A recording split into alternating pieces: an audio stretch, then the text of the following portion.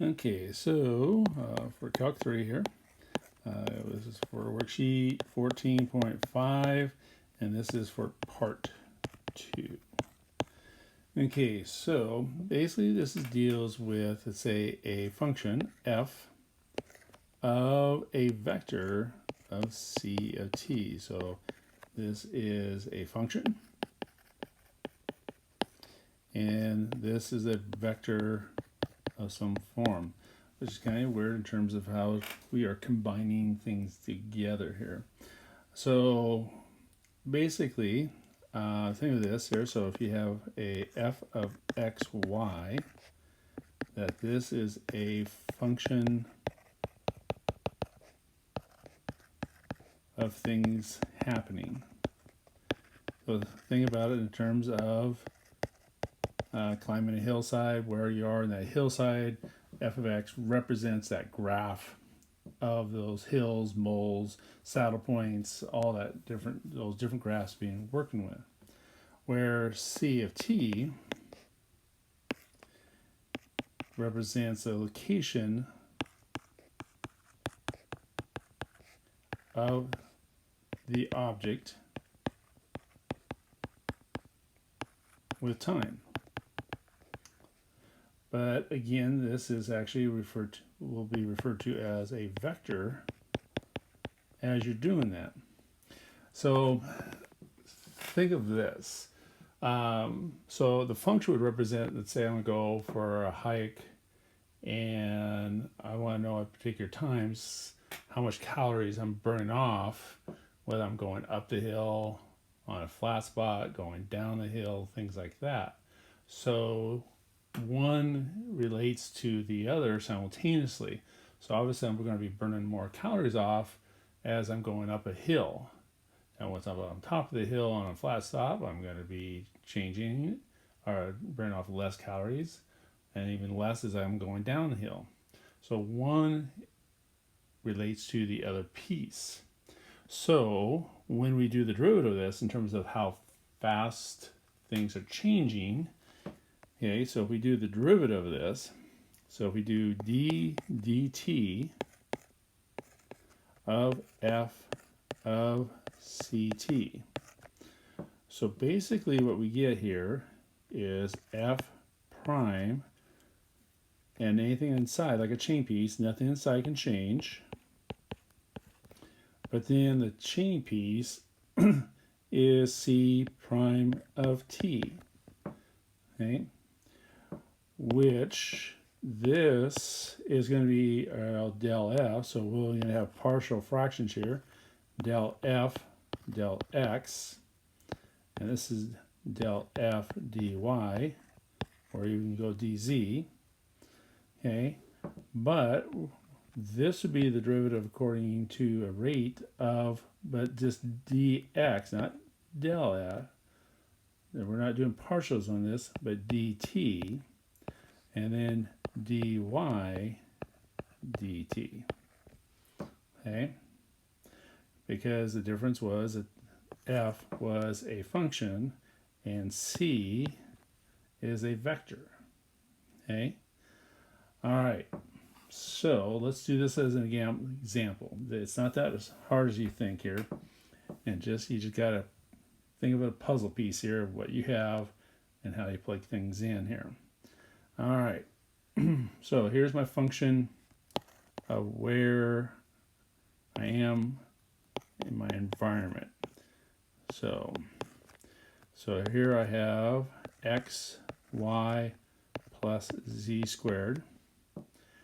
And therefore my vector, c of t, is cosine of t, comma sine of t, comma t. Kind of looks like a helix, doesn't it? Okay. Now at t of pi over 2. All right. So remember what we get when we do the derivative. So if we have ddt of f of c t, we have f prime of CT times C prime of T. So let's do one thing at a time here. So let's concentrate on this piece here. Actually, let's just do this piece here. All right. So my del F of x, y, z. Okay, so once you do the derivative of this, it becomes a vector now. So the derivative of x would be 1y. The derivative of y now would be 1x. And let's use a different color here. Now derivative of z would be 2z. Okay, now here's the part that gets a little confusing. So how do I plug c of t in? Well, where do I get my x, my y, and my z? Well, remember that's what's inside here, c of t. So c of pi over 2, plug that in, well, cosine of that would be, or cosine of pi over 2 would be 0.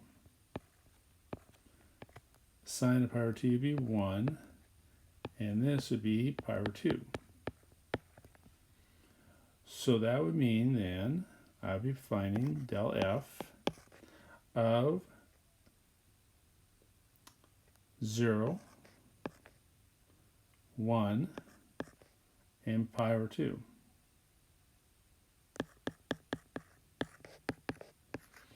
So basically this would be 1, 0, and pi. Okay, so that's my f prime of c of t. So now we got to do dot it with c prime of t, the chain piece. Okay, so let me put this. So now we got del f 0, 1, pi over 2. Now let's do times c prime of t. So we have is 1, 0, pi. So the derivative of this up here would be negative sine of t, cosine of t, and 1. Plug in my values of that time. My time is pi over 2.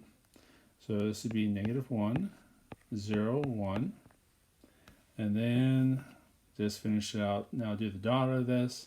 So the dot product would be negative 1 plus 0 plus pi. So final answer, negative 1 plus pi. And there you have it. Okay. All right, so let's do one more example. And then you can finish up on this assignment here. Okay, so here's my function. Okay, x, y, z. So my function is, and we'll just do x, y, z. Make it simple. There's my function. Okay, now my vector of my time. So again, now this is vector t cubed, t squared, and t. And the time that I want to figure out would be at 2. Okay, so first thing, let's go ahead and find my del f. So all my partials. So derivative of x would be yz. Derivative of y would be xz. And derivative of z would be xy. Now it is a vector now by doing partials. Now again, here's the tricky part. What do I plug in? Well, remember this is our c or t, because this is f of c of t. Okay, well we did f prime. So what is c of t? So c of t, plugging 2 here, would be 8, 4, 2. Okay. So plugging that in, so my del f of 842. Okay, so YZ would be 8, XZ would be 16, and XY would be 32. Okay, now we need to, since we have gradients of 8, 4, 2, times it by the chain piece. Come up here now. Chain piece C prime of T. So we have 8, 16, 32. So the derivative of this, okay, is 3t squared, 2t comma 1. Okay, plug in my values of that time. My time was 2. So 4, 12, 4, 1. Now just do the dot. We got 96, 64, oops, plus 64 plus 32. And all this should add up to 192, like so. Okay, which would be, again, a magnitude of your, like, for example, how fast you might be burning off your calories, like that. And we've done things like that throughout the year. All right, so hopefully that kind of wraps your head around a little bit.